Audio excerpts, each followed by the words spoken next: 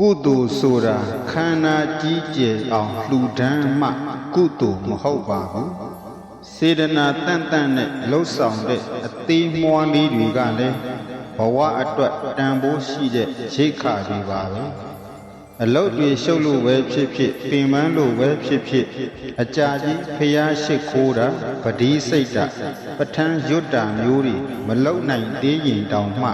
တချို့ကုသိုလ်လေးတွေကတော့လွယ်ကူရိုးရှင်းစွာနဲ့လည်းရရှိနိုင်ပါတယ်နံပါတ်1တောက်တော်ရေချမ်းကတ်လှူခြင်းအခုလိုပူအိုက်တဲ့ရာသီမှာမြတ်စွာဘုရားရှင်ကိုရည်မှန်းပြီးတောက်တော်ရေချမ်းကိုမနေ့တစ်ကြိမ်ညတစ်ကြိမ်အမြဲအေးမြနေအောင်လဲလှယ်ပေးပါမိမိကိုယ်တိုင်လည်းစိတ်အေးချမ်းတယ်လို့ကုသိုလ်လည်းထူးပါတယ်နံပါတ်2ဖျားပန်းရည်လဲလှယ်ခြင်းအခုလိုနွေရာ